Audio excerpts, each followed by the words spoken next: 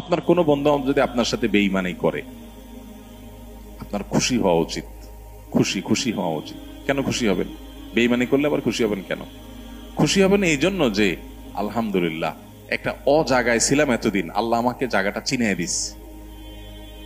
ও যদি বেঈমানিটা এখন না করতো, আমারে আরো কিছুদিন ভাড়ায়া তারপরে করতো, আমি আরো বেশি ক্ষতিগ্রস্ত হইতাম। আল্লাহর শুকর, আলহামদুলিল্লাহ আমি যে জায়গায় সময় ব্যয় করছি, এরকম জিগরি দোস্ত বানায় রাখছি, ও আসলে কালসাপ, এটা আল্লাহ তাআলা আমার জানাই দিছে। আলহামদুলিল্লাহ আমি খুশি হয়ে যাব। নেগেটিভ জিনিসটাকেও পজিটিভ ভাবে আমরা দেখতে পারি। যত হতাশা আছে, এই হতাশা দূর বেশিরভাগ ক্ষেত্রে হয়ে যাবে শুধু মেন্টালিটি পরিবর্তন করলে। আল্লাহ আমাদেরকে সেই তৌফিক দান করুন। আমাদের কিচ্ছু নাই ঘরে, অল্প স্বল্প আছে, আমরা যার আছে তার সাথে তুলনা করবো না। আমার যা আছে তা নিয়ে আমি অনেক হ্যাপি, আলহামদুলিল্লাহ। আল্লাহ আমার ছেলে মেয়ে সুস্থ রাখছেন, ক্যান্সার দেন নাই, বড় কোনো ব্যাধি দেন না, আল্লাহ শুকর। কিন্তু কাউকে ক্যান্সার দিয়েছেন, আলহামদুলিল্লাহ আল্লাহ তাআলা আমাকে মরার আগে তওবা করার সুযোগ দিয়েছেন। একটা ওয়ার্নিং আসছে, আমি এখন প্রস্তুতি নিয়ে যেতে পারি। অনেকে হঠাৎ চলে যাচ্ছে অ্যাক্সিডেন্টে, সে তো প্রস্তুতি নিতে পারে নাই। খারাপ কাজ করতে করতে গুনাহের পথে থাকতে তওবা করার আগে সে চলে গেল। আলহামদুলিল্লাহ আমার তো একটা ওয়ার্নিং পিরিয়ড পাইছি, এই সুযোগে আমি তওবা করে আমার আখিরাতটাকে সুন্দর করে যেতে পারি।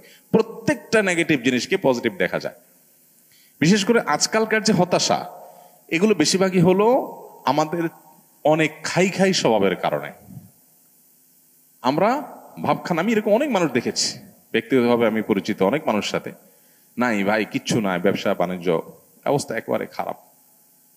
এরপরে দেখা গেল ছেলে ফেলে নিয়ে, বাচ্চা কাচ্চা নিয়ে উনি ব্যাংকক গেছে ঘুরতে। ভাই ব্যাংকক গেছেন ঘুরতে, আপনার না খুব অসুবিধা? ভাই এইটা তো 10-20-50 লাখ তো অ্যাকাউন্টে আছে, এটা তো কোনো ইয়ে না। আমি কোটি কোটি টাকার যে ব্যবসা আছে আমি সেটা কথা বলতেছি, ফ্যাক্টরিগুলো বন্ধ, হান তান, কিন্তু ওনার সব চলতেছে।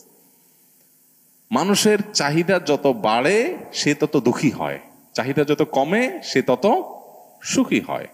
এই জন্যই কানাআত বা অল্পে তুষ্ট থাকার শিক্ষা নবী সাল্লাল্লাহু আলাইহি ওয়াসাল্লাম দিয়েছেন। মুসলমান কখনো খাই স্বভাবের হবে না। যত বেশি খাই স্বভাব হবে, যত বেশি অন্যের কাছে আশা থাকবে, তত বেশি আপনি দুঃখী হবেন। এই জন্য এই জিনিসটা ছাড়তে হবে। কারোর কাছে আশা খুব বেশি করা যাবে না এবং অন্যের সাথে কম্পেয়ার করা যাবে না। বিশেষ করে অন্য আমার চাইতে ভালো থাকলে ওটার ব্যাপারে কম্পেয়ার করা যাবে না। আশা বেশি করবেন, ধরা খাবেন। পৃথিবীতে আল্লাহ ছাড়া আর কারোর ব্যাপারে আশাবাদী থাকবেন না। এমনকি নিজের মা বাপও না, নিজের স্ত্রীও না, স্বামীও না, সন্তানও না, ভাই বোনও না, জিগরি দোস্তও না, কারোর ব্যাপারে না। আশা করেন, খুব বেশি আশা করে বসে থাকেন না।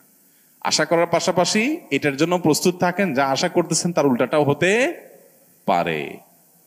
অনেক কিছু আশা করতেছেন, যা দেখেন জিরো, হাইসা দিবেন যে আমি তো বোকা ছিলাম, এই জায়গায় আমার নসিবে এটা বরাদ্দ ছিল না, অথচ আমি মোচে তেল দিয়ে আসছি। ফাও কাঁঠাল খাওয়ার জন্য মোচে তেল দিয়ে আসছি, এসে দেখি কাঁঠালই নাই, কাঁঠাল পুরোটাই নষ্ট।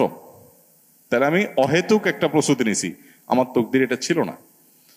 তো ইমানদার নিজের জীবনটাকে ইজি করার চেষ্টা করবে, সে সুখী থাকবে ইনশাআল্লাহ তাআলা। আল্লাহ আমাদেরকে তৌফিক দান করুন।